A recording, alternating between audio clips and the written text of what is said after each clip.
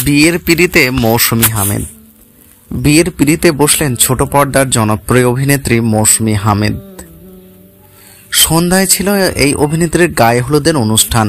মৌসুমীর বিষয়ে খবরটি নিশ্চিত করেছেন অভিনেতা মাহবুব রশিদ খান। ইতিমধ্যেই সামাজিক যোগাযোগ মাধ্যমে প্রকাশ পেয়েছে এই তারকার গায়ে হলুদের বেশ কিছু ছবি। শোনা যাচ্ছে দীর্ঘদিনের বন্ধুকে বিয়ে করছেন তিনি, তবে পাত্র সম্পর্কে বিস্তারিত কিছু জানা যায়নি।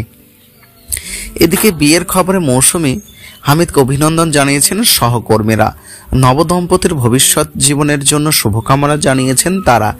এক শুভেচ্ছা বার্তায় অভিনেত্রী জাকিয়া বাড়ি মম লিখেছেন, খুব খুব খুশি তোমার জন্য, নতুন জীবনের জন্য শুভকামনা মৌসুমী।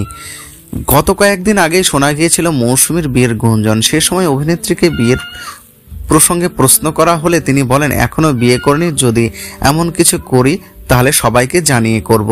তাহলে বিষয়টি কি সম্পূর্ণ গুজব? এমনটা বলতে নারাজ এই অভিনেত্রী। তার ভাষায় যতক্ষণ না বিয়ের সবকিছু চূড়ান্ত হচ্ছে তার আগেই কিছু বলা যাবে না। দোয়া করবেন গুজব যেন সত্যি হয়। আশা করি কিছুদিনের মধ্যে আপনাদের একটি খবর দিতে পারবো। গত বছরে 18ই আগস্ট মুক্তি পেয়েছে মৌসুমী আহমেদ অভিনীত সিনেমা 1971। সেই সব দিন প্রয়াত মিনায়ুল হকের গল্পের এটি নির্মাণ করেছেন তার কন্যা অভিনেত্রী নির্মাতা হাদি হক। এছাড়াও এই অভিনেত্রীকে দেখা যাবে নয়া মানুষ ও যাবজ্জীবন সিনেমায়।